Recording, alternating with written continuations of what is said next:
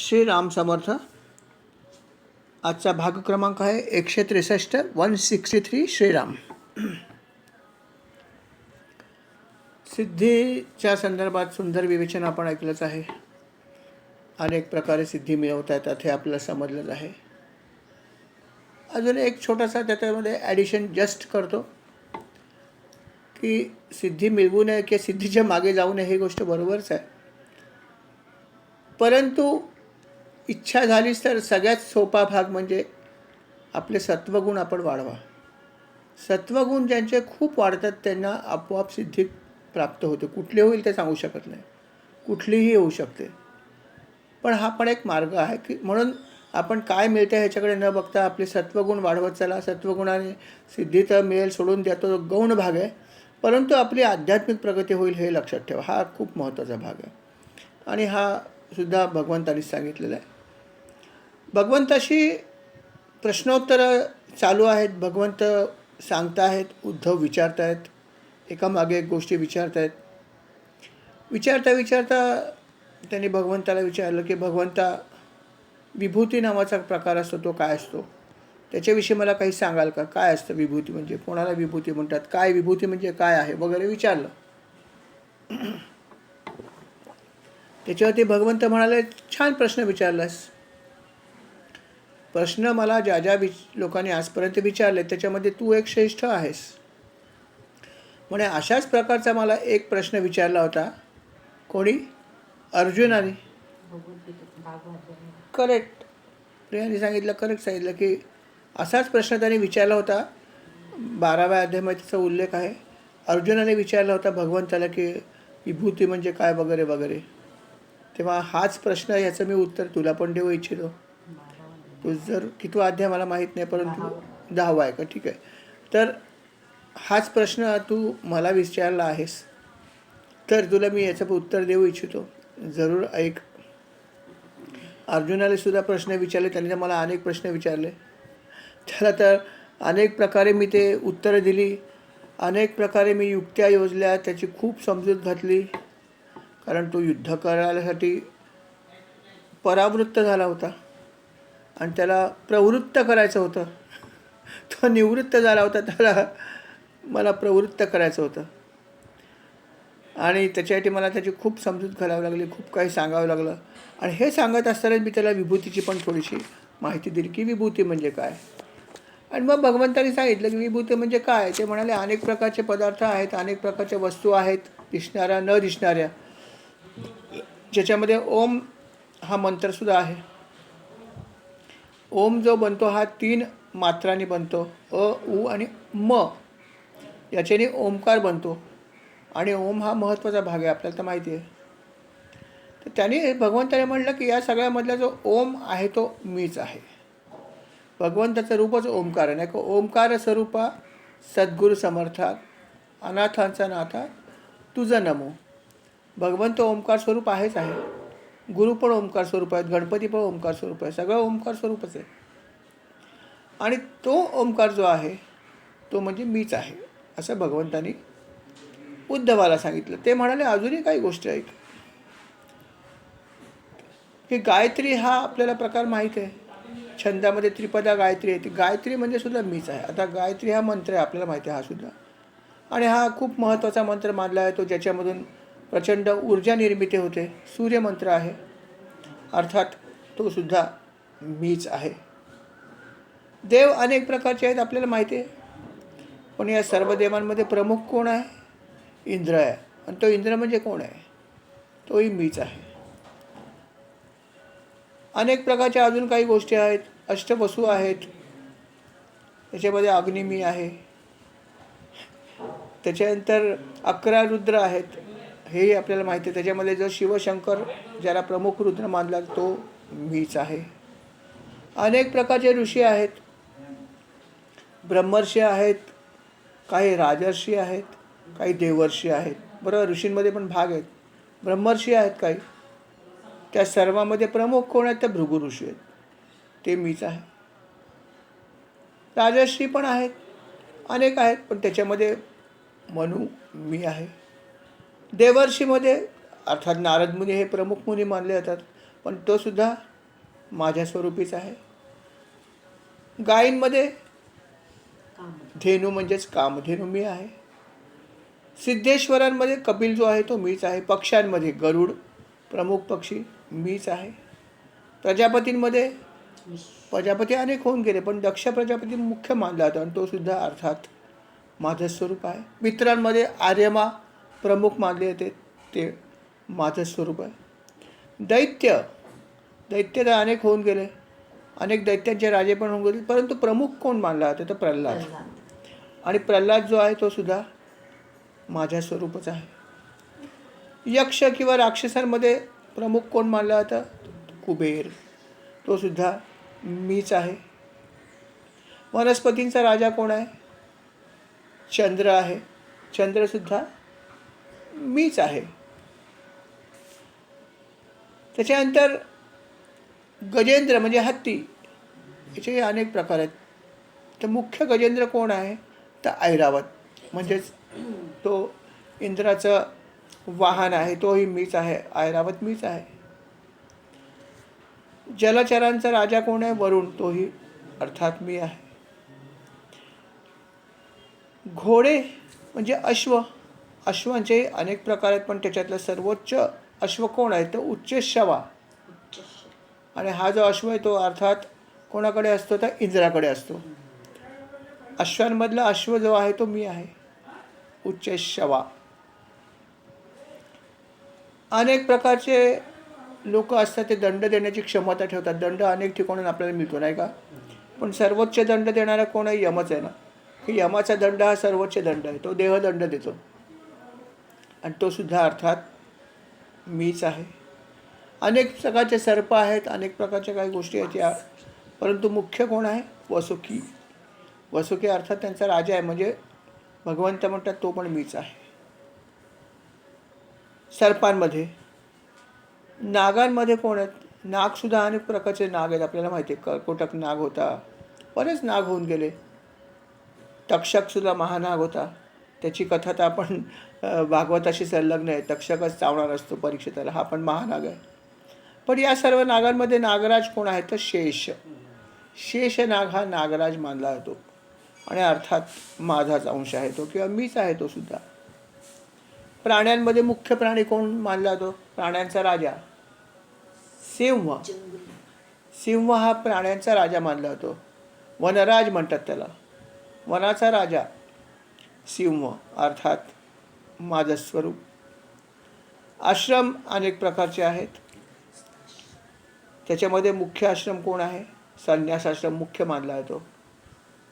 संन्यास आश्रम हा सर्वात प्रमुख मानला जातो. गृहस्थाश्रम पण आहे, बरोबर आहे, वानप्रस्थाश्रम आहे, पण संन्यास आश्रम हा सर्वश्रेष्ठ आश्रम मानला जातो, जो मीच आहे. वर्ण अनेक प्रकारचे आहेत, ब्राह्मण आहे, क्षत्रिय आहे, वैश्य आहे, क्षुद्र आहे. या सर्व वर्णामध्ये प्रमुख वर्ण ब्राह्मणांचा मानला जातो, तो सुद्धा मीच आहे. तीर्थ अनेक आहेत, अनेक जलाशय आहेत, परंतु सर्व नद्यांमधली प्रमुख नदी कुठली मानली जाते? अर्थात गंगा, ती सुद्धा अर्थात मीच आहे. त्याचप्रमाणे अनेक प्रकारची जलाशय आहेत. या जलाशयामध्ये सर्वात प्रमुख जलाशय म्हणजे कुठलं मानलं तर समुद्र. त्यात त्यांनी असं विशिष्ट नाव दिलेलं नाही, परंतु समुद्र हे मोठं जलाशय आहे आणि ते सुद्धा मीच आहे. त्यातून जर मोठा आणि महत्त्वाचा असेल तर क्षीरसागर आहे असं म्हणायला हरकत, कारण क्षीरसागर जे आहे त्या क्षीरसागरामध्ये भगवंताचा वास आहे, विष्णूंचा. तसं क्षीरसागर पण जे आहे हा सुद्धा एक विभूतीचा प्रकार आहे. त्याच्यानंतर धनुर्धरांमध्ये त्रिपुरारी भगवान शंकर हे विभूती मानले जातात आणि अर्थात ते पण मीच आहे. पर्वतांमध्ये, पर्वतात जी निवासस्थान आहेत त्याच्यातलं सुमेर पर्वत हे विभूती मानले जाते, तो पण मीच आहे. दुर्गम पर्वत कुठले आहेत? जेवढे दुर्गम आहेत त्याच्यामध्ये सर्वोच्च मानला जातो हिमालय, तो अर्थात मीच आहे. वनस्पतीमध्ये अनेक वनस्पती जरी असल्या तरी प्रमुख वनस्पती म्हणजे कोण? पिंपळ मानला जातो, अर्थात मीच आहे. पुरोहितांमध्ये सर्वश्रेष्ठ कोण आहे? वशिष्ठ, तोही मीच आहे. वेदवेत्यामध्ये कोण आहे तर बृहस्पती आहेत. सेनापती जरी अनेक असले तरी कार्तिक स्वामी हा मुख्य सेनापती मानला जातो, कारण तो देवांचा सेनापती, लक्षात ठेवा. आणि अर्थात तोही मीच आहे. सन्मार्ग प्रवर्तकांमध्ये अनेक देव जरी असले तरी प्रमुख देव यासाठी ब्रह्मदेवाला मानला जातो, आणि अर्थात तो मीच आहे. यज्ञ अनेक प्रकारचे आहेत. यज्ञ जरी अनेक प्रकारचे असले तरी ब्रह्मयज्ञ हा मुख्य यज्ञ मानला जातो, आणि अर्थात तोही मीच आहे.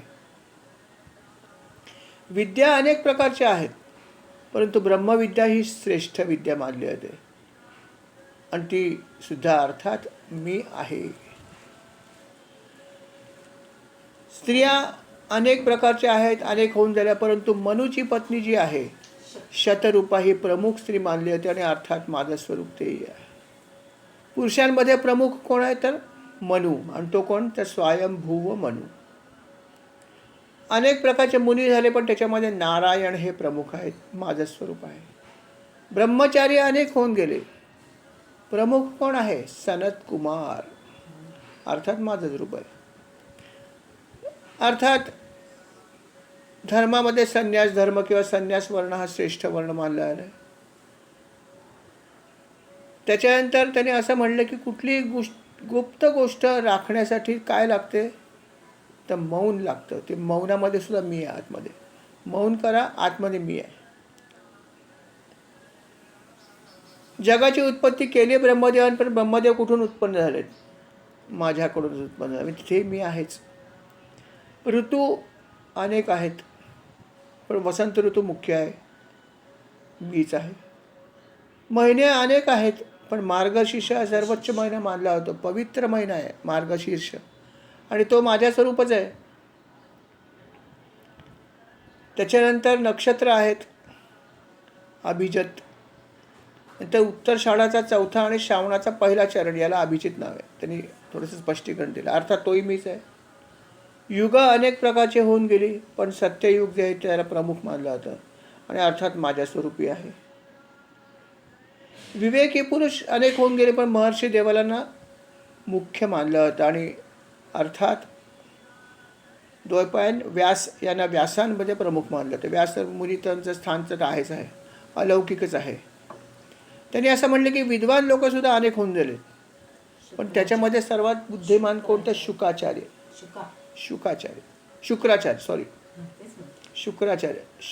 शुक्राचार्य हे अर्थात दैत्यांचे गुरु होते, पण त्यांची बुद्धी ही सर्वात चांगली होती असं भगवंतांनी म्हटलंय. त्याच्यानंतर त्यांनी म्हणलं की भगवत भक्त सुद्धा अनेक होऊन गेले, की अनेक आहेतच, पण त्याच्या सर्वश्रेष्ठ जे आहेत त्याच्यामध्ये तू येतोस. उद्धवाला श्रेष्ठ भक्त त्यांनी मानलाय. म्हणून ते सगळा उपदेश तरी शेवटी देह सोडण्यापूर्वी उद्धवाला उपदेश केला. सगळा उपदेश उद्धवाला केला.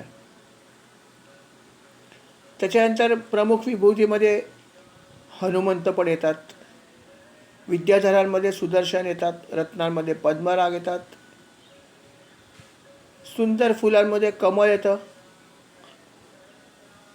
तृणांमध्ये कुश येतं, हविद्रव्यांमध्ये गाईचं तूप हे प्रमुख मानलं जातं. व्यापार करणाऱ्यांमध्ये अर्थात लक्ष्मी, अर्थात माझंच रूप आहे.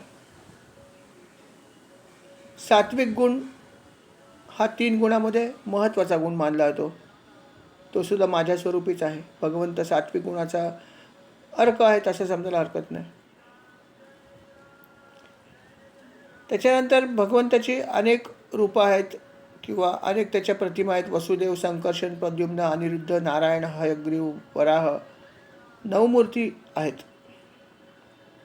या 9 मूर्तीमधली पहिली आणि श्रेष्ठ मूर्ती म्हणजे वसुदेव असं मानलं जातं, अर्थात तो मीच आहे. गंधर्व हा एक प्रकार आहे, आपल्याला माहिती आहे अनेक प्रकारचे गंधर्व आहेत.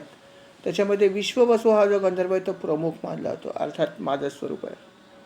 अप्सरा अनेक प्रकारच्या आहेत, त्यात अनेक सुंदर सुंदर अप्सरा, पण पूर्वचित्ती नावाची जी अप्सरा आहे ती प्रमुख मानली जाते. असे त्यांनी अनेक गोष्टी सांगितल्या आहेत की अनेक प्रकारच्या अशा विभूती आहेत.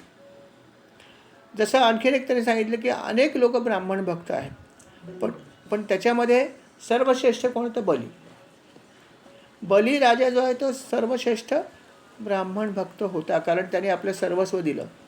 का तर दान द्यायचं होतं ब्राह्मणाला आणि त्यांनी सर्वस्व अर्पण केलं, म्हणून तो ब्राह्मण भक्तांमधला सर्वश्रेष्ठ आणि म्हणून भगवंताला खूप प्रिय आहे. कारण भगवंतसुद्धा ब्राह्मण भक्त होते. वीर आहेतच अनेक, परंतु अर्जुनाला भगवंत श्रेष्ठ वीर मानतात, की वीरांमध्ये श्रेष्ठ म्हणजे अर्जुन. तो खूप श्रेष्ठ आहे, यात शंका नाही आहे. अशा प्रकारे अनेक प्रकारच्या विभूतींचं त्यांनी वर्णन केलं आहे. त्याच्यामधले जे प्रमुख जे आहेत ते सगळे प्रमुख म्हणजे मी आहे. सर्व इंद्रिय जेवढी आहेत, आपण जेवढ्याचा वापर करतो, अनेक प्रकारची इंद्रिय आहेत. स्पर्श ज्ञान मिळवतो, पाहण्याचं ज्ञान मिळवतो, स्वाद घेतो, ऐकतो, वास घेतो, अनेक इंद्रिय आहेत, कर्मेंद्रिय, ज्ञानेंद्रिय आहेत. त्या सर्वांची शक्ती मी आहे. वेगवेगळी शक्ती वेगवेगळ्या इंद्रियांना लागते, ती सर्व मीच आहे. पंचमहाभूत आहेत, महतत्व आहेत, या सगळ्या ज्या आहेत ते माझंच रूप आहे. सगळ्या ठिकाणी मीच आहे, मीच वसलेलो आहे. माझ्या व्यतिरिक्त कुठला पदार्थच नाही. भागवतात म्हटल्यासारखंच आहे की तुम्ही जर बारकाईने बघितलं तर सर्वत्र मी व्यापलेलाच आहे. असंच त्यांनी म्हटलं ना. आपण जी प्रार्थना करतो की पृथ्वीच्या आरंभी मीच होतं, पृथ्वीनंतरही मीच राहणार आहे, सर्व ठिकाणी मीच आहे, एका दृष्टीने आहे हे, दुसऱ्या दृष्टीने नाही, असं भगवंतानीच वर्णन केलं ना श्लोकीमध्ये, की भगवंत नाही अशी जागाच नाही आहे, सर्वव्यापी तो आहे. पण विभूती जेवढ्या आहेत त्या सगळ्या परमेश्वराच्या शी लीन असलेल्या किंवा परमेश्वराशी सांगड घातली सर्व विभूतीची, असं तरी म्हणलं. आणि उद्धवा, हे सगळं मी जे तुला सांगतोय हे फार संक्षेपाने सांगतोय, हे काय विस्तारपूर्वक सांगत नाही आहे. अशा अनेक विभूती असतील जे मी सांगितल्याच नसतील तुला, खूप आहेत. पण तरी मी त्यातल्या त्यात तुला थोडक्यात सांगण्याचा प्रयत्न करतो की अशा विभूती आहेत. म्हणजे ह्याचा दुसरा अर्थ काय माहिती आहे का? विभूती आहे म्हणजे काय, जर कोणी विचारलं तर काय सांगाल की कुठल्याही क्षेत्रातली प्रमुख जो भाग आहे ती विभूती आहे. श्रेष्ठ म्हणजे विभूती. की जसं देवांमध्ये श्रेष्ठ कोण, तर बाबा इंद्र हा त्यांचा राजा आहे म्हणून विभूती. असं प्रत्येक कुठल्याही क्षेत्रातली प्रमुख गोष्ट जी आहे तिला विभूती म्हणायला हरकत नाही.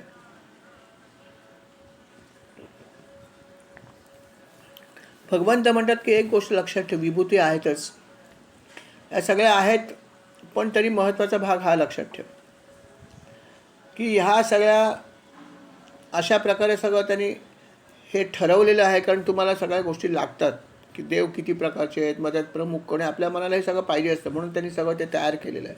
कळलं की नाही? पण ते काय म्हणतात की सर्वात महत्त्वाचा भाग की हा हे तू सगळं बाजूला ठेव एक क्षणभर. पण तुझ्यासाठी महत्त्व म्हणजे काय, की तू आपली वाणी, आपलं मन आणि इंद्रिय यांना ताब्यात पहिलं ठेव. हे सगळ्यात महत्त्वाचं आहे. हे जर तू ताब्यात ठेवलंस तर तुला बऱ्याच गोष्टी समजतील. पण जोपर्यंत तुझा याच्यावर संयम येत नाही, वाणी महत्त्वाची आहे आणि अर्थात मन आणि इंद्रिय सगळे एकमेकाशी संलग्न आहेत, नाही का? मन हा सगळ्यात गाभाच आहे माझ्यामध्ये. मनावरती संयम नसेल तर आपण कशावरच ठेवू शकत नाही. आणि त्यांनी असं म्हणलं की या सर्वांना जर तुला ताब्यात ठेवायचं असेल तर तुझी सात्विकता वाढली पाहिजे. सात्विकता वाढली की आपल्या सगळ्या ज्या काही आसक्ती असतात त्या आपोआप कमी होतात. जोपर्यंत सात्विकता वाढत नाही तोपर्यंत माझा रजोगुण जो असतो तो जास्त वर असतो, लक्षात ठेवा. नंबर 2 आहे तर हा गुण आहे सगळ्यात, म्हणजे असा विचार केला तर सगळ्यात घातक गुण आहे तो रजोगुणच आहे. कारण बहुसंख्य वासना या रजोगुणामुळेच निर्माण होतात. त्यामुळे रजोगुण कमी होणं फार महत्त्वाचं आहे. आणि तो कमी करण्याचा सोपा उपाय म्हणजे सात्विक गुण वाढवले पाहिजेत. एक वाढला की दुसरा कमी होतो, ते प्रमाणच तसं आहे. जागा तेवढीच आहे, कळलं की नाही? पण एक वाढला की दुसरा कमी होतं. म्हणून सत्वगुण तुम्ही वाढवा असं भगवंत म्हणतात. तो वाढला की तुमचे रजोगुण कमी होतील. रजोगुण जर कमी झाले तर तुमचे तमोगुणसुद्धा कमी होतील. कारण रजोगुण वाढला की खाली तमोगुणसुद्धा वर येतोच आपोआप. आणि तमोगुण तर किती घातक आहे आपल्याला माहितीच आहे की सगळ्यात घातक गुण आहे तो तमोगुणच आहे. आणि त्याच्या नेक्स्ट नंबर आहे तो रजोगुणाचा. पण रजोगुण जे आहेत ते आपल्यात भरपूर असतात. तमोगुण कम्पॅरेटिव्हली कमी असू शकतात. परंतु रजोगुण जे आहेत ते नक्कीच असतात, भरपूर असतात आणि त्याच्या प्रमाणच खाली आणणं फार जरुरी आहे. आणि त्याच्यासाठी एकच मार्ग आहे, म्हणजे सत्वगुण वाढवायचे. हा एकच मार्ग आहे. तो जर तुम्ही वाढवण्याचा प्रयत्न केला तर अर्थात तुम्ही तुमची लढाई बरोबर खेळता आहात, हा त्याचा अर्थ आहे. म्हणून आपण सतत हे मॉनिटर केलं पाहिजे की माझ्यामध्ये सत्वगुण जे काय आहे ते वाढत आहेत की नाही वाढत, आणि याचं परिमाण कसं समजणार हे कोणाला तरी विचारायला पाहिजे ना. जी तुमच्या सान्निध्यात व्यक्ती आहे तिला हे विचारा की माझ्यात सत्वगुण वाढत आहेत की नाही वाढत, काय वाटतंय का तुम्हाला, जाणवतं का, विचारा. तर कदाचित तुम्हाला त्याचं उत्तर मिळेल आणि स्वतःही आपण अनुमान घेऊ शकतो, नाही असं नाही. पण त्याच्यासाठी तुम्हाला व्यवस्थित स्वतःचं आत्मपरीक्षण करता आलं पाहिजे. हा सोपा भाग नाही आहे, पण करू शकता, नाही असं नाही. की माझ्यामध्ये काय दुर्गुण आहेत पहिले शोधून काढा. मग तुम्हाला समजतील की माझ्यामध्ये सत्वगुण किती आहेत आणि रजोगुण किती आहेत. पहिलं ह्याचा ॲनालिसिस स्वतः करता आलं पाहिजे. आणि नसेल करता येत तर समोरच्या व्यक्तीला सांगा. अर्थात सांगत असताना ती व्यक्ती थोडीशी बॅलन्स असेल या मार्गातली अशी व्यक्ती शोधा. कारण तुम्ही असं कुठल्याही व्यक्तीने सांगितलं तर ती तुमचे भरपूर दोष दाखवेल, असतील नसतील तेवढेसुद्धा, हेही होऊ शकतं. परंतु अर्थात तुम्ही अशा व्यक्तीनेच सांगाल यात शंका नाही आहे. परंतु जी या मार्गामध्ये खरोखर अभ्यासपूर्ण प्रगती करण्याचा प्रयत्न करते अशा व्यक्तीला सांगा. जिचा अभ्यास आहे ना ती तुम्हाला कधी चुकीचं सांगणार नाही. ती तुम्हाला एक वेळ 2 गुण कमी सांगेल पण जास्त सांगणार नाही. आणि अशा व्यक्तीकडून तुम्ही जरूर ऐका की आपले गुण वाढत आहेत का कमी होत आहेत, की कुठले वाढत आहेत कुठले कमी, हे आपण मॉनिटर केलं पाहिजे ना. तर नुसत्याच सगळ्या गोष्टी करून काय फायदा. Monitoring is very important. आपल्या वृत्तीमध्ये काय फरक पडतो याला खूप महत्त्व आहे. आता आपण एवढा मोठा संकल्प सोडला, मोठा नाही जास्त, पण जो काय आपण संकल्प सोडला आहे 1.30 करोडचा, आता हा संकल्प पूर्ण होईलच महाराजांच्या कृपेने. विचार करा संकल्प होण्यापूर्वी आपली वृत्ती काय होती आणि आता काही फरक पडला का नाही. कारण जप केल्यावरती जर माझ्या प्रवृत्तीत जर फरक पडत असेल तर त्या जपाचा मला फायदा आला. जर नसेल होत तर मला आयदर जपसंख्या वाढवली पाहिजे किंवा आयदर कशा प्रकारे करायला पाहिजे हे बघायला पाहिजे.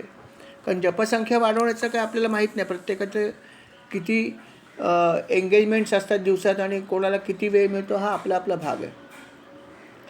त्यामुळे जप संख्या वाढवणं ठीक आहे, वाढवता येईल तर वाढवा, परंतु जप कसा होतो याला फार महत्त्व आहे.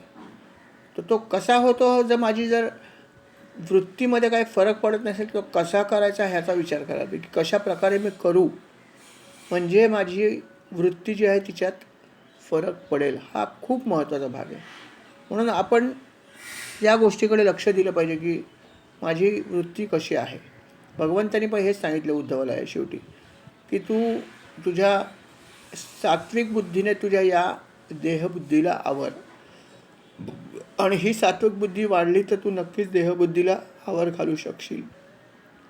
आणि हीच बुद्धी जी आहे ती आपल्याला आपली वाणीसुद्धा नियंत्रण करू शकते, आपलं मन नियंत्रण करू शकते. आणि हे जर नियंत्रण केलं तर अर्थात तुझी साधना पुढे जाईल. अन्यथा जो मनुष्य हे करत नाही, फक्त करायला सांगितलं तेवढं करायचं आणि सोडून द्यायचं की बस किती जप करायला सांगितलं आहे एवढा जप, एवढा माळा झाला की झालं काम माझं, मला बाकीचं काम माहीत नाही, असं जो करतो त्याचं प्रगती होत नाही. त्यांनी म्हणलं की जो मनुष्य मनाला ताबा ठेवण्याचा प्रयत्न करत नाही किंवा प्रगती होते की नाही याचं मोजमाप घेत नाही, त्याच्या बाबतीत काय होतं तर अशा माणसाचं त्याचे व्रत तप ज्ञान कच्च्या घड्यात भरलेल्या पाण्यासारखे नाहीसे होते.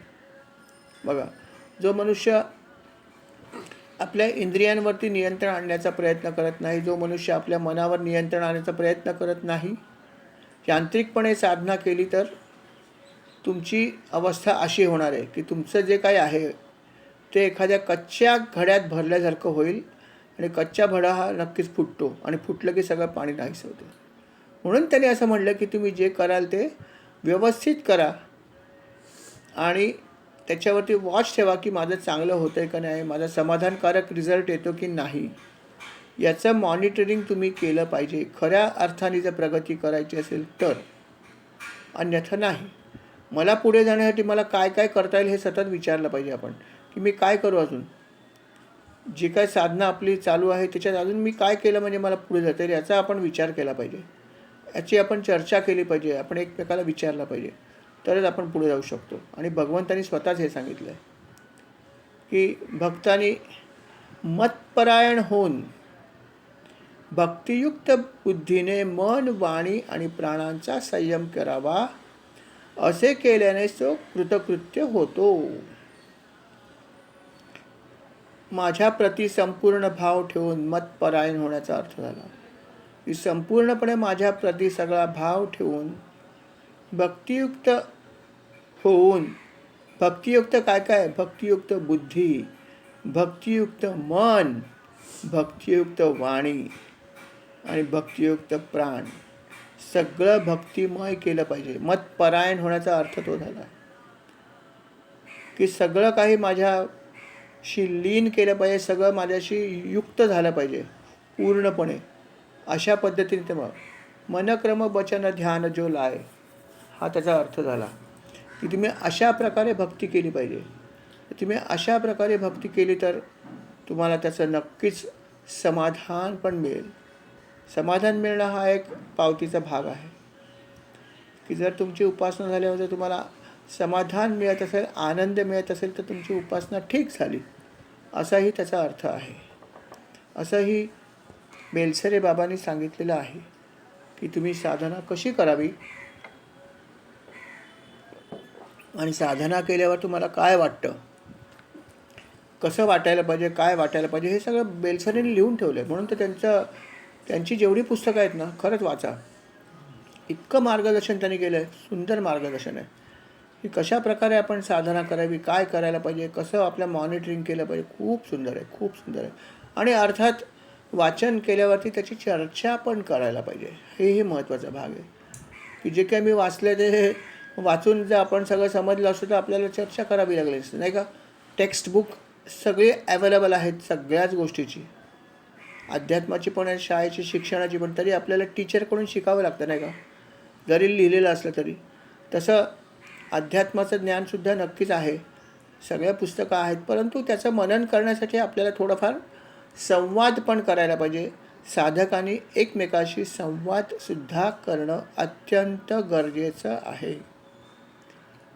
म्हणून आपल्याशी ज्यांचं सख्य आहे अशा सर्व साधकांनी एकमेकाशी कधीतरी अशीही चर्चा केली पाहिजे की मी साधना काय करावी किंवा कशी करतो किंवा करते आणि काय करायला पाहिजे. हे जर तुम्ही एकमेकाशी बोललात तर तुम्हाला एकमेकाकडूनच काही नवीन कल्पना साधना करण्यासाठी मिळू शकतात. पण त्यासाठी तुम्हाला अशा प्रकारची चर्चा पण करणं गरजेचं आहे, हे वाटलं पाहिजे.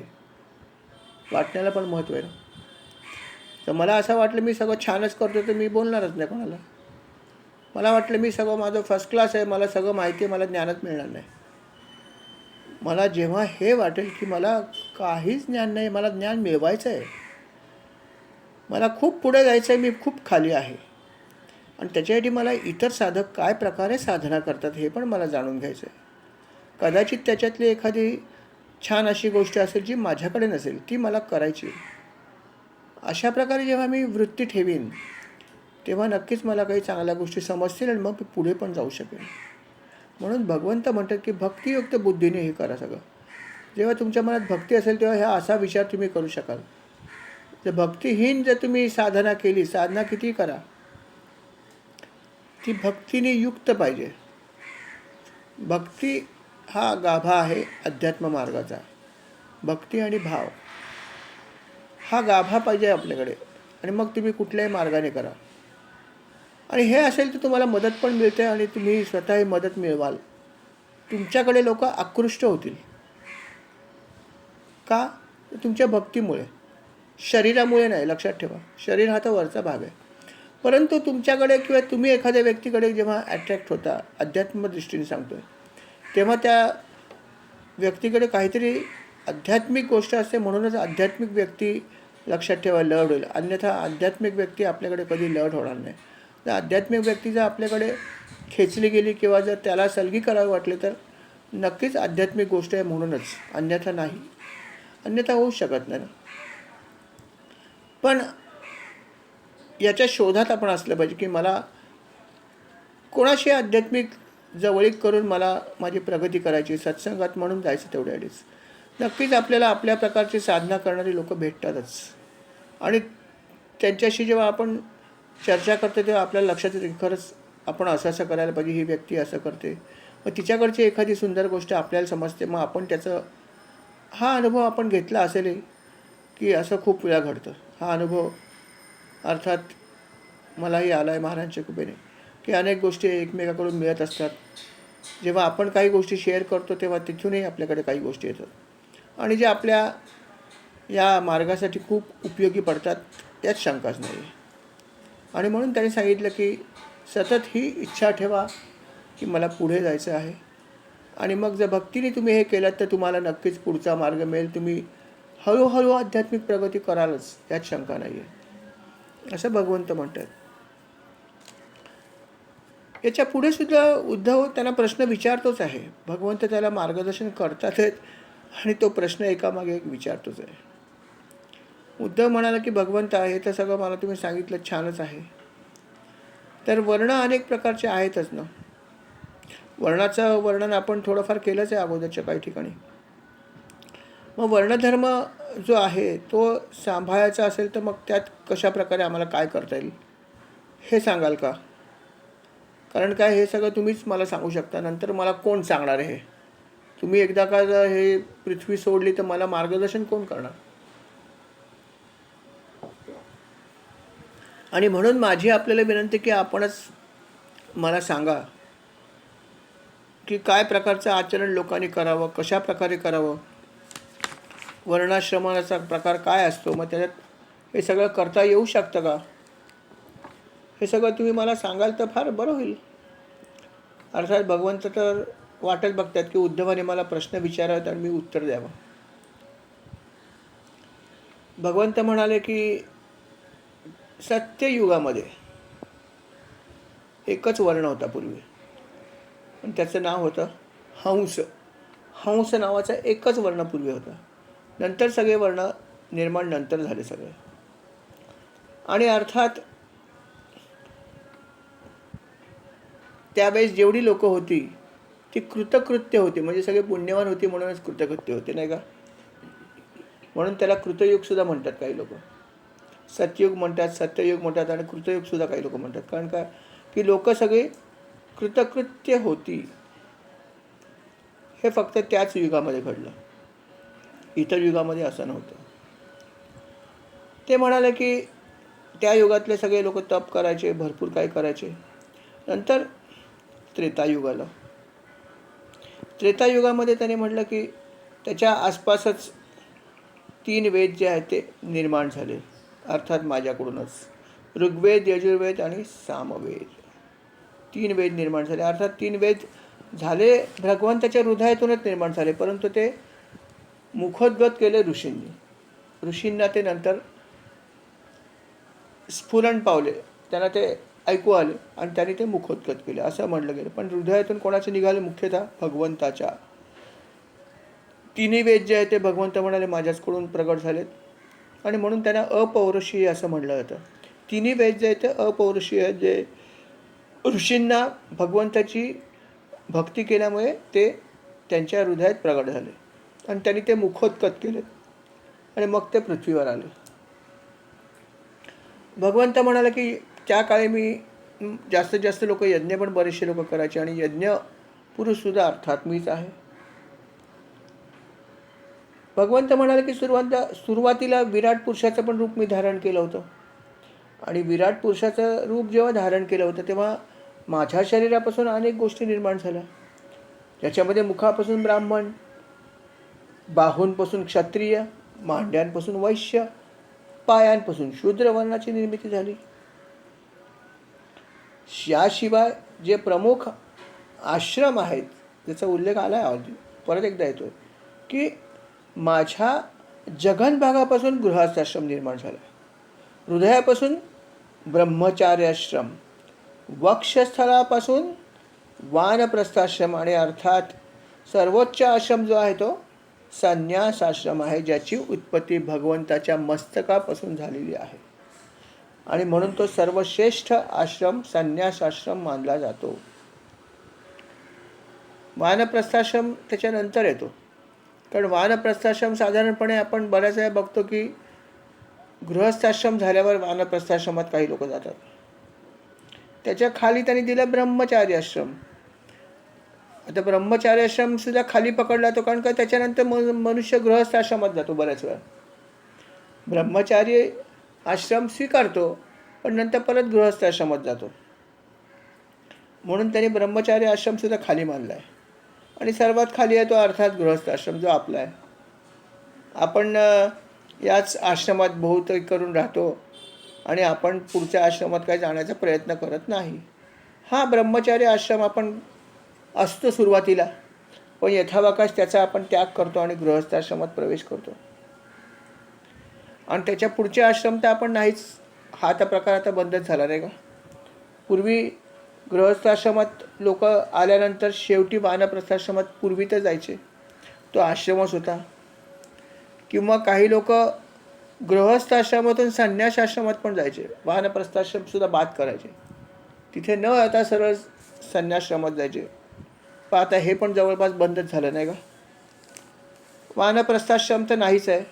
संन्यासाश्रमात जाणारे लोक तर अतिशय क्वचित, लाखो करोडमध्ये एखादा मनुष्य असेल की जो गृहस्थाश्रमातून संन्यासाश्रमात जातो. असं तर फार कमी लोक असतात, पण आहेत, नो डाऊट अशी लोक आहेत. आणि म्हणून खरंच या लोकांना आपण खरंच मानलं पाहिजे, यांना शतशः सलाम केला पाहिजे. असं जर कोणी तुम्हाला खरोखर चांगला साधू मिळाल तर खरंच त्याला नमस्कार करा, त्याच्यापासून आपल्याला पुण्य मिळेल.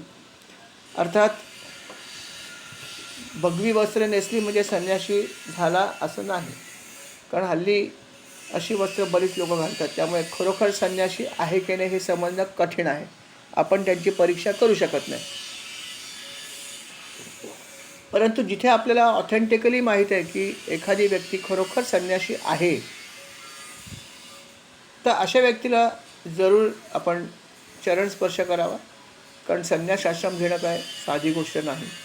सर्वस्वाचा त्याग करणं आणि ही काय साधी गोष्ट नाही, ही खूप महान गोष्ट आहे. आणि अशी लोक अर्थात आहेत.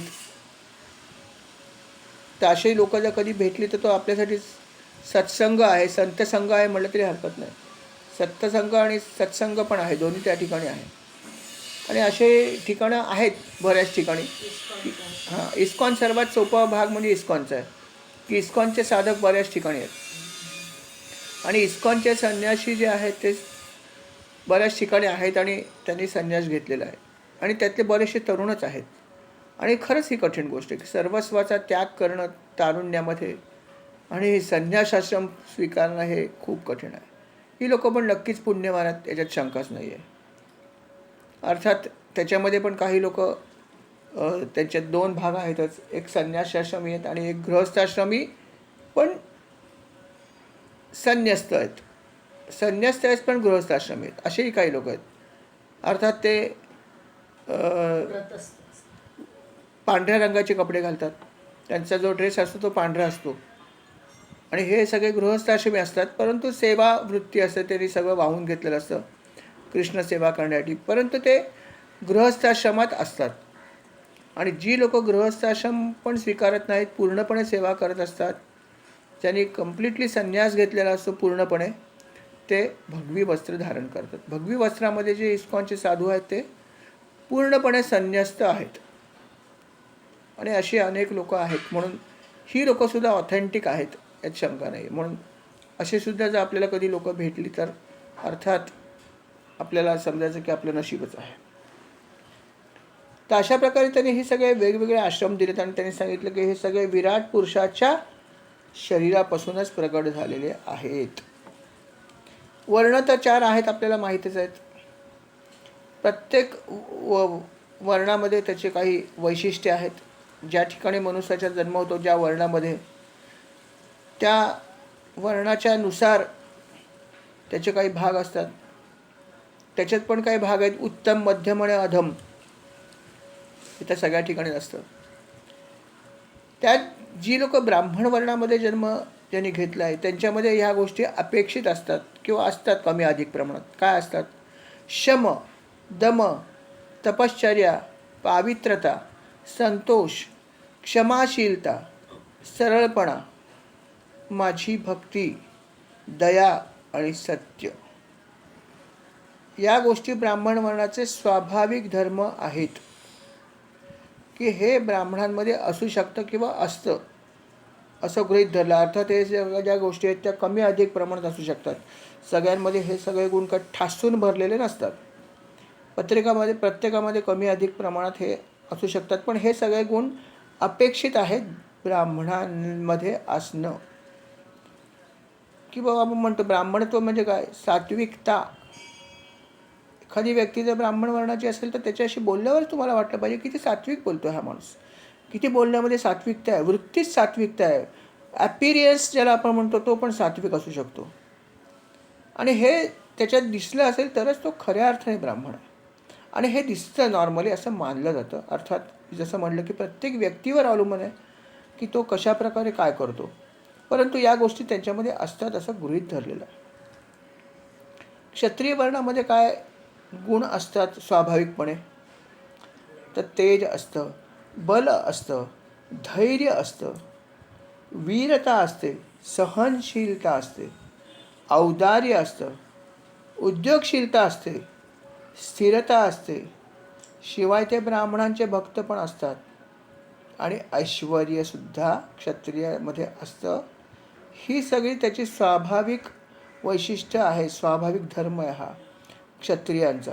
खरोखर हा आहेच ना. आपण बघतोच ना की क्षत्रियांकडे धैर्य असतं, बल असतं, तेज असतं, वीरता पण असते ना, सहनशीलता पण असते. कारण अनेक प्रसंगाला तोंड पण द्यावं लागतं.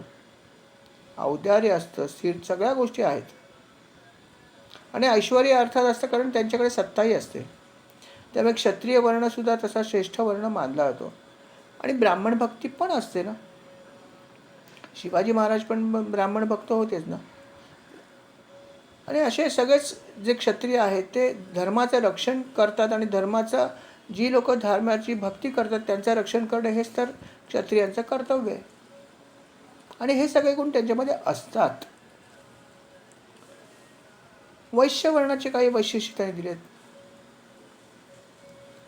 की वैश्य वर्णाचं जे वैशिष्ट्य आहे त्याच्यामध्ये त्यांच्याकडे सुद्धा आस्तिकता असते, दानशूरपणा असतो, दंभ नसते. धनसंचय करतात ते, नाही असं नाही, पण ते ठीक आहे, खूप करतील असं नाही, पण ते बऱ्यापैकी करू शकतात. वैश्य व्यापार करण्यामध्ये त्यांची फार हुशारी असते. ती त्यांच्याकडे नैसर्गिक गुण असतो व्यापार करणं आणि ते करत असतात. असे काही वैशिष्ट्य ती वैश्यांची आहेत. आणि शेवटचा वर्ण जो आहे, शेवटच्या वर्णामध्ये कधी कधी दुर्गुण असू पण शकतात, पण नेहमीच असतील असं नाही. काही पूर्वजन्मीच्या ह्याच्यामुळे त्या वर्णात जरी जन्माला आला तरी पण जर त्यांनी जर चांगलं वर्तन ठेवलं तर काहीच प्रश्न येत नाही. पण कधीकधी वर्णातली इतर लोक जी असतात ती कधीकधी खोटं बोलणं, अपवित्रता करणं, चोरी करणं अशा काही गोष्टी करू शकतात. अशा वर्णामधल्या लोकांना कधीकधी थोडेसे त्यांचे तमोगुण जास्त असू शकतात. त्यांच्यामध्ये लोभ जास्त असू शकतो, कामवासना जास्त असू शकते. हे सगळे गुण त्या वर्णातल्या लोकांच्या असू शकतात. पण असं असलं तरीसुद्धा ती वर्णातली लोकंसुद्धा प्रगती करू शकतात, असं काही नाही. भगवंताने असं म्हटलं नाही. कुठल्याही वर्णात असेल तरी पण तुम्ही जर भक्ती केली तर सगळ्याच्या पलीकडे जाऊ शकता. गुण काय आहे तर भाग वेगळा आहे. परंतु जर तुम्हाला ज्ञान झालं की मला काय करायचं तर तुम्ही नक्कीच त्यातून पुढे येऊ शकता, यात शंकाच नाही आहे. पण ज्याच्याकडे जी गोष्ट आहे बिल्ट इन, तिचा जर त्याने वापर केला तर त्याचा जास्त फायदा आहे. म्हणजे क्षत्रियांकडे क्षात्रगुण आहेत, वीरता आहे. त्यांनी जर देशाची सेवा करायची ठेवली तर त्यांच्यासारखी सेवा कोणीच करू शकणार नाही, कारण ते गुण त्यांच्यामध्ये पहिल्यापासून आहेत. याचा अर्थ असा नाही की इतर काही करू नये, इतरही करू शकतात. सगळेच कुठल्याही क्षेत्रात कोणीही काही करू शकतं, परंतु हे त्याचे नैसर्गिक गुण आहेत. असं प्रत्येक वर्णामध्ये त्याच्याकडे काही नैसर्गिक गुण आहेत, त्याचा त्याने व्यवस्थित लाभ घेतला तर त्याला खूप पुढे जाता येतं, यात शंका नाही आहे, असं त्याने म्हणलं. पहिले जे 3 वर्ण आहेत, ब्राह्मण, क्षत्रिय आणि वैश्य, याच्यामध्ये त्याने असं म्हणलं आहे की त्यांना मुंज पण करता येते, फक्त ब्राह्मणानेच केली पाहिजे असं नाही. ब्राह्मण मुंज करतातच, पण ब्राह्मणांच्या जोडीला क्षत्रिय आणि वैश्य पण करतात. मराठ्यांमध्ये पण मुंज होते, क्षत्रियांमध्ये पण मुंज करता येते, माहीत नसेल तर गोष्ट वेगळी, पण स्पष्टपणे असं लिहिलं आहे भागवतामध्ये, आणि करतात सुद्धा, की यांच्यातसुद्धा मौंज बंधन तुम्हाला करता येतं, यज्ञोपवीत तुम्हाला धारण करता येतं, आणि अर्थात त्याचे सुद्धा अनेक फायदे आहेतच. आणि त्यांनी असं सांगितलं की त्या काळाच्या हिशोबात की ज्यांचं मौंज बंधन होतं त्यांचा दुसरा जन्मच प्राप्त होतो. खऱ्या अर्थाने ब्राह्मणाला पण असं म्हणलं की जेव्हा त्याचं मुंज होते तेव्हा त्याचा खऱ्या अर्थाने जन्म होतो, कारण त्याच्यानंतर त्याला ज्ञान मिळतं. मौंज केल्यावरती त्याला मंत्र मिळतो, मौंजीमध्ये गायत्री मंत्र, आणि मंत्र जपाला तो तेव्हा सुरुवात करतो जेव्हा त्याची मौंज होते. म्हणजे खऱ्या अर्थाने त्याचा जन्म होता, कारण त्याला ज्ञान मिळायला सुरुवात होते, ब्रह्मज्ञान तेव्हा सुरुवात होते. आणि अर्थात पूर्वी तो गुरूंकडे राहायचे हे सगळेच लोक, केवळ ब्राह्मणच नाही तर क्षत्रियसुद्धा गुरुकुलामध्येच राहायचे, वैश्य पण राहायचे, सगळीच लोक एका ठिकाणीच राहायचे ना. तिथे काही जातीभेद नव्हता गुरुकुलामध्ये, कधीच नव्हता. आणि हे सगळे गुरुकुलामध्ये जायचे, पण तिथे हे सगळ्या गोष्टी पाळल्या जायच्या. सगळ्यांवरती हे यज्ञोपवीतांचे संस्कार व्हायचे. त्यांना सर्वांना ब्रह्मचार्य आश्रम पण पाळावा लागायचा त्या ठिकाणी. आणि म्हणून तर जेव्हा लग्न करायचं असतं, जेव्हा गृहस्थ आश्रमात जायचं असतं, तेव्हा सोड मुंज करावी लागते. ज्यांनी मुंज केली, मौंज बंधन ज्याचं झालं त्यांना सोड मुंज केल्याशिवाय लग्न करता येत नाही, ती अगोदर करतात. कारण मौंज म्हणजे ब्रह्मचार्य आश्रम, आणि गृहस्थ आश्रमात जायचं असेल तर पहिला आश्रमाचा त्याग केला पाहिजे, आणि तो त्यागसुद्धा करण्याची एक पद्धत आहे. म्हणून सोड मुंज पहिली करावी लागते. ती केल्यानंतर तुम्हाला पुढच्या आश्रमात म्हणजे गृहस्थ आश्रमात पाय ठेवता येतो. आणि अर्थात जेव्हा तुम्ही मौंज बंधन करता तेव्हा अनेक प्रकारची बंधन तुम्हाला पाहावी लागतात, कारण तेव्हा तुम्हाला मंत्र उपदेश मिळतो, आणि मंत्र जर तुम्हाला जपायचा असेल तर त्याची काही संहिता आहे. विशेषतः जो मंत्र आपल्याला मिळतो तो गायत्री मंत्र असतो. मला आपल्याच ग्रुपमध्ये एका व्यक्तीने विचारलेलं की मी जानवं धारण केलं तर काय होईल, का नाही धारण करू शकत? धारण करू शकतो, विधीपूर्वक धारण करू शकतो, फक्त त्याचे नियम तुला पाळावे लागतील. कारण काय की त्याचा अर्थ, आता नियम तुम्ही म्हणाल कुठे काल सगळे लोक पाळतात, मला माहिती आहे काही लोक नियम पाळत नाहीत, पण ते चुकीचं आहे, लक्षात ठेवा. एखाद्या व्यक्तीने सांगितलेले नियम पाळले नाही, तो कुठल्याही वर्णातला असो, ब्राह्मण जरी असला, त्यांनी जर जानवर जर घातलं असेल आणि जर त्यांनी नियम नाही पाळले तर त्याला पण पाप लागणारच आहे. तो कोणी हे नाही आहे, अपवाद नाही, त्याला पण पाप लागेल. पण जर आपण एखादं व्रत धारण केलं असेल तर त्याचे नियम पाळायलाच पाहिजे. म्हणून तर मौंज बंधन होऊ शकतं कुठल्याही वर्णातल्या, तिन्ही वर्णातल्या लोकांना जरी सांगितलं करायला हरकत नाही, पण ते नियम पण तुम्ही जे आहेत ते पाळायला पाहिजे स्ट्रिक्टली. कारण तुम्हाला मंत्र मिळतो आहे, लक्षात ठेवा, तो मौंजामध्ये तुम्हाला गायत्री मंत्र मिळणार आहे, त्याच्यासाठी प्रचंड नियम आहेत, प्रचंड. तो जर तुम्हाला जपायचा असेल त्यातून खूप शक्ती पण मिळेल, पण त्याचे सगळे नियम तुम्ही पाळायला पाहिजेत. अगदी त्याची लिस्टच असते की काय पाळायचे आणि काय नाही पाळायचे. त्यांनी म्हणलं, इथे सुद्धा म्हणलं, त्यांनी तर अजून कितीतरी छोट्या छोट्या गोष्टी दिल्यात की त्या ऐकूनच आपण चाट पडू की काय यांनी सांगितलं. अर्थात यांनी जे इथे लिस्ट दिली त्याच्यामध्ये त्यांनी गुरुकुलामध्ये राहा असंही म्हणलं की आसनात घेऊन बसा, स्नान करा, भोजन करा, हवन करा, मलमूत्र त्याग करताना मौन पाळा, तुमच्या शरीरावरचे केस काढू नका, नखं काढू नका, ब्रह्मचार्याचे पालन करा, वीर्यपात करू नका, स्खलन झालं तर पाण्याने लगेच आंघोळ करा, प्राणायाम करा, गायत्री मंत्राचा जप करा, ब्रह्मचार्य व्रताने पावित्र्य पाळून एकाग्रतेने देवतांची उपासना करा, सकाळ संध्याकाळी मौन व्रत धारण करा, संध्योपासना करा. अशा अनेक गोष्टी त्यांनी सांगितल्यात. हे जर तुम्ही करायचं असेल तर या सगळ्या गोष्टी पाळायला पाहिजेत जास्तीत जास्त. आणखीन एक खूप महत्त्वाचा भाग सांगितला आहे जो आपल्या सर्वांनाच लागू आहे. म्हणजे मौंज करा किंवा न करा, स्त्रिया म्हणतील ह्याच्याशी आमचा काही संबंध नाही आहे, पण त्यांनी असं म्हटलं की गुरूंना म्हणजे आचार्यांना माझे स्वरूप मानावे आणि त्यांचा कधीही अपमान करू नये.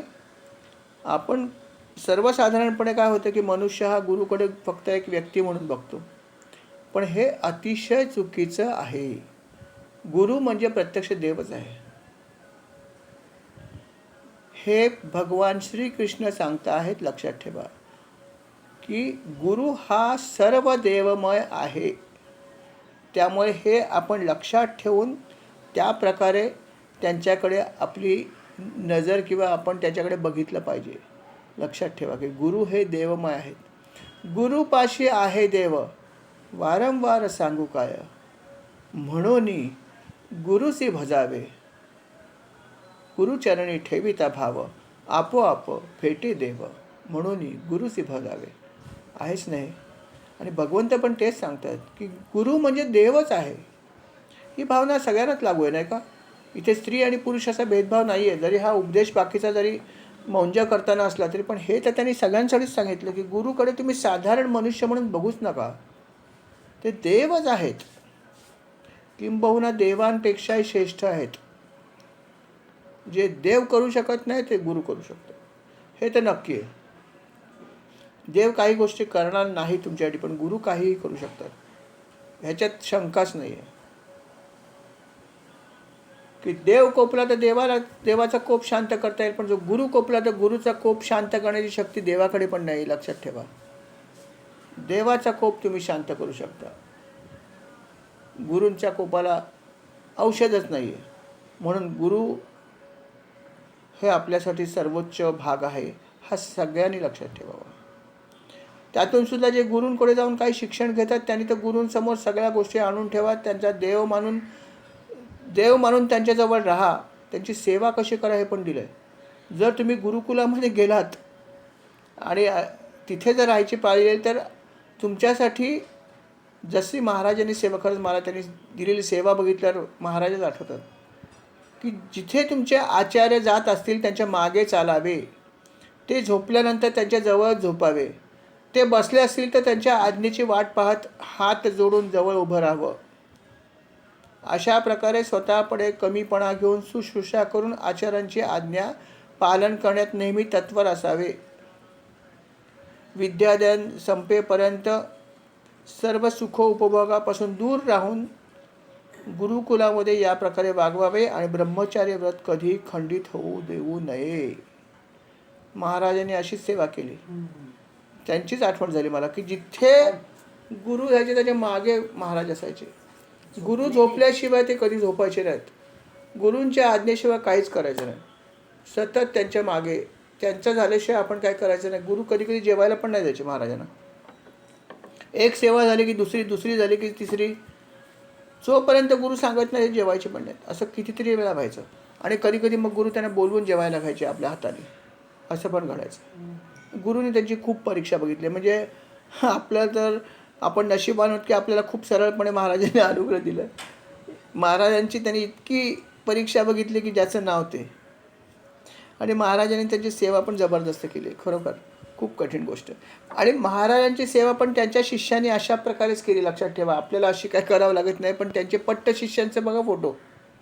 ब्रह्मानंद महाराज, आनंद सागर, त्यांचा जो फोटो आहे आपण बघितला आहे गोंदावल्यामध्ये. त्यांच्या वरती समाधीच्या लावल्या आहेत. दोघेजण त्यांच्या चरणाशी उभे आहेत हात जोडून. ब्रह्मानंद महाराज एक साईडला डावीकडे, उजवीकडे आनंद सागर, आणि महाराज मध्ये बसलेत. या पोझिशनमध्ये त्यांनी नेहमी सेवा केली. नेहमी त्यांच्या मागे किंवा बाजूला हात जोडून ब्रह्मानंद महाराज उभे असायचे आणि आनंद सागर.